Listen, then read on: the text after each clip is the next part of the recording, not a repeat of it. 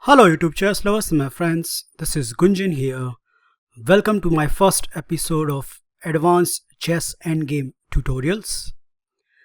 These tutorials will not only provide ideas and patterns for a specific endgame positions, but overall it enhances your chess endgame knowledge and create better winning chances. In the first diagram I have here, it is white to move, and you can clearly see here that we have the same color bishop, but white has advanced pawn on the 7th rank, which is just one move away from the queening. Right now it is well protected by this dark square bishop. So my question is, as a white, how you are going to create win from this position? Now there's a first golden rule in endgame that you are not looking at a specific move. Rather than, it's very important that you create a winning plan first and then accordingly execute your moves. So here I want you to pause this video and find out a winning plan where white can able to make this pawn a queen and win the game.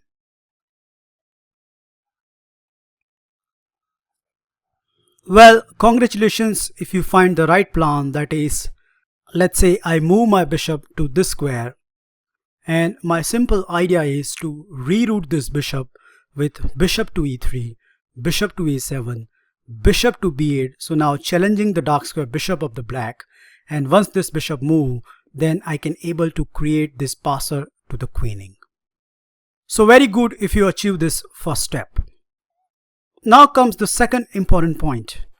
Once you execute your plan, you need to identify how your opponent is going to disturb that plan. In other words, you need to consider moves by your opponent which can distract your plan. In the given position, the problem with our plan is black has this move in the picture, that is king to b5. So let's say white plays the obvious move bishop to e3, going to the a7 square. Well, now comes the whole point, that is king to a6, and black is stopping bishop to a7. In other words, stopping the whole white winning plan. So again, my question is, you know the plan now. You know now what sort of difficulties black can create. So the third obvious thing, how you can diffuse your opponent plan. So kindly pause this video and find out how you are going to create win from this position onwards.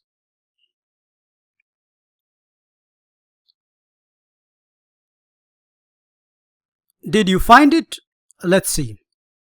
Now before I show you the next move, it's very important to understand the position of this dark square bishop is a key point of the whole position. So for example, let's say I roll back to the starting point.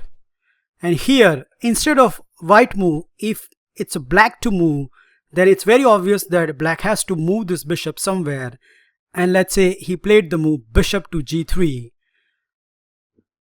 Well, now it's a completely different scenario, because here white can execute his plan very smoothly. For example, the first obvious move is bishop to h4, challenging the bishop. Black cannot take this bishop. The reason is the pawn is queening, so black has to put this bishop somewhere else, let's say bishop to f4. And now white can execute his plan, that is bishop to f2. And on the next move, white is going to put his bishop on a7. An important point to note over here is this king required 2 moves to control the a7 square.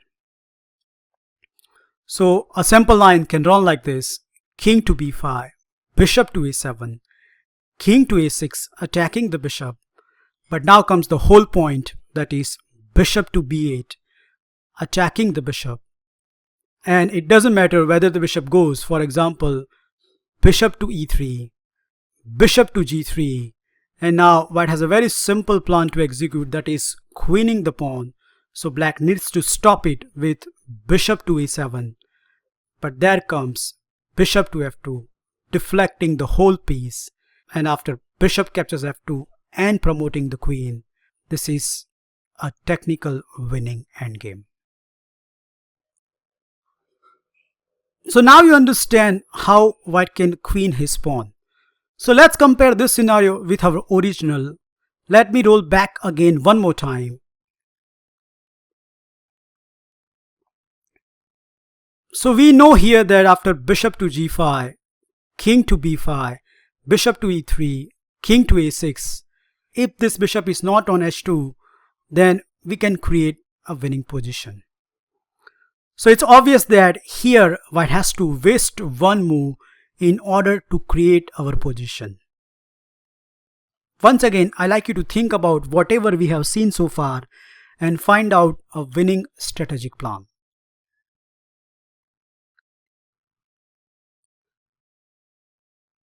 Well, there are a few ways you can do it over here, but I think the straightforward way is bishop to c5. So now black king cannot move, because if he move to somewhere, then bishop will go to the a7 and white is winning. So that means black has to move the bishop. And it doesn't matter whether this bishop goes, let's say bishop to g3. And now comes the whole idea behind this wasting one move, bishop to e7. So now white has a very simple idea, that is he wants to play bishop to d8 and bishop to c7 and promoting the queen. So once again, black response is force. Black has to stop it. King to b5, bishop to d8, and now king to c6, stopping that plan.